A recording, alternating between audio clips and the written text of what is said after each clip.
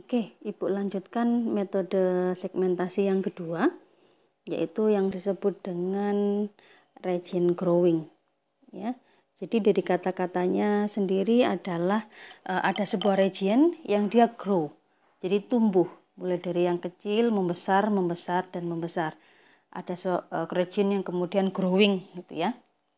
Nah, ada 3 hal yang perlu Anda ketahui tentang dasar dari region growing, yaitu bahwa yang pertama ada yang namanya benih awal atau initial seed.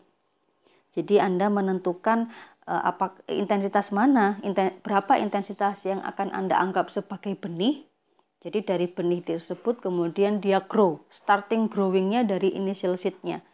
Misal region Anda, object of interest Anda adalah yang intensitasnya tinggi, ya sudah initial seed-nya adalah 255 misalkan. Ya, jadi itu hal pertama yang harus Anda definisikan. Jadi region growing mulainya dari sana.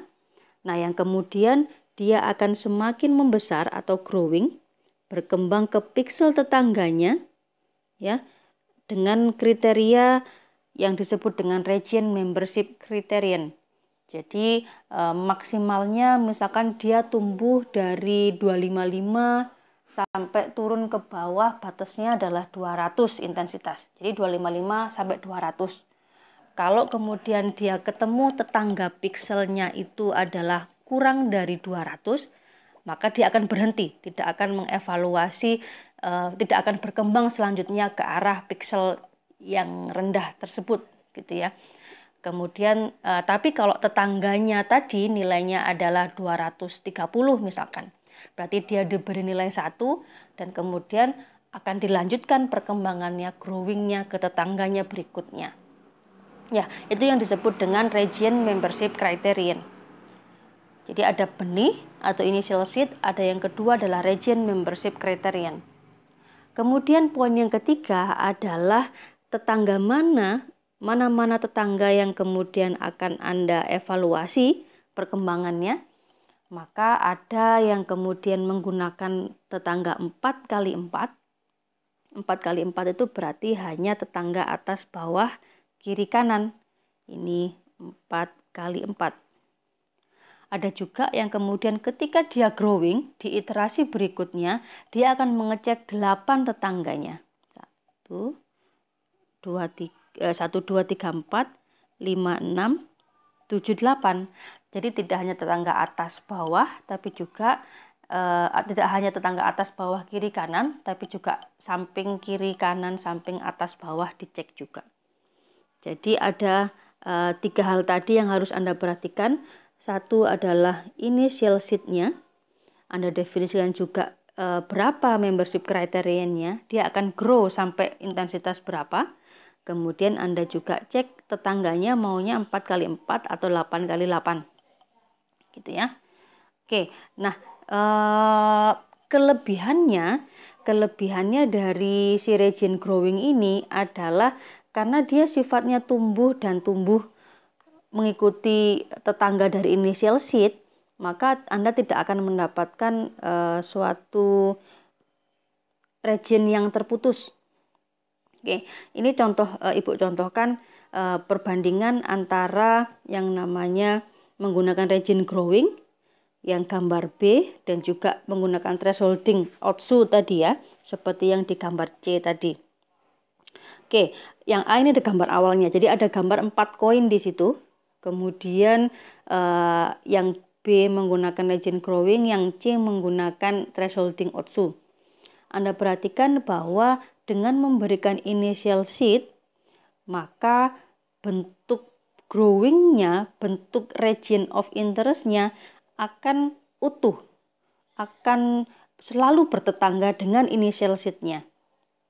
Anda perhatikan kalau yang si C, dia thresholding kan tidak memperhatikan tetangga, hanya memperhatikan pokoknya dia intensitasnya di bawah batas atau di atas batas, sudah. Tidak memperhatikan apakah dia itu bertetangga dengan initial seed-nya. Sehingga ketika yang B tadi bentuknya adalah utuh. Kalau yang C pakai thresholding bentuknya bisa kemudian lubang-lubang seperti itu. Gitu ya. Itu keunggulan dari yang namanya region growing. Keunggulan lainnya adalah jika misalkan ada noise yang intensitasnya juga tinggi gitu ya, tapi berada di backgroundnya.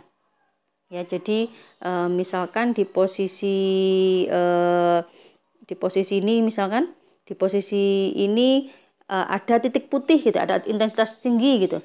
Maka kemudian kalau Anda menggunakan thresholding, titik putih tadi akan juga dianggap sebagai foreground. Akan dianggap sebagai region of interest. Tapi kalau menggunakan region growing, ada titik intensitas tinggi di sini di luar yang tidak terkoneksi gitu ya. Tidak terkoneksi dengan initial seed-nya, akan diignore karena dia jauh sekali dari initial seed-nya, tidak akan pernah bertetangga.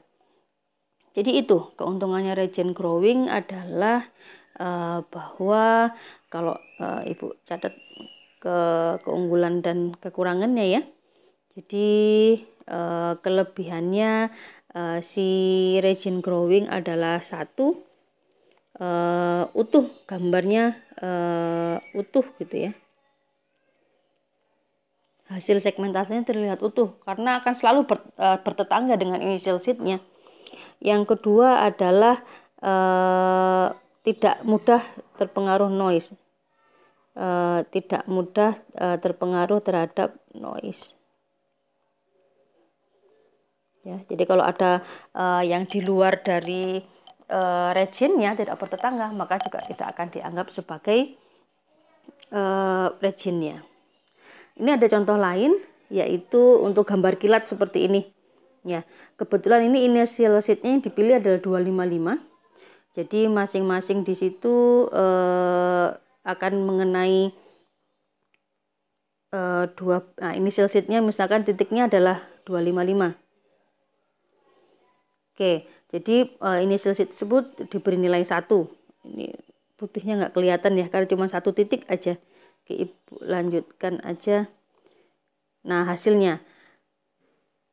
Oke, yang gambar A, di sini membership region kriterianya adalah dari 255 sampai 225.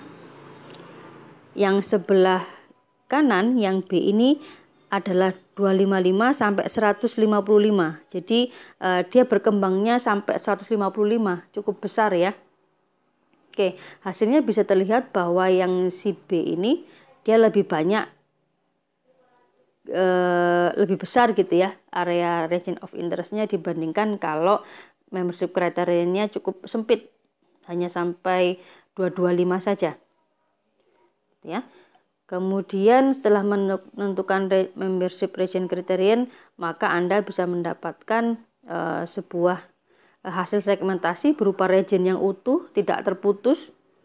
Ya, Anda lihat di sini bahwa bentuknya kan utuh ya.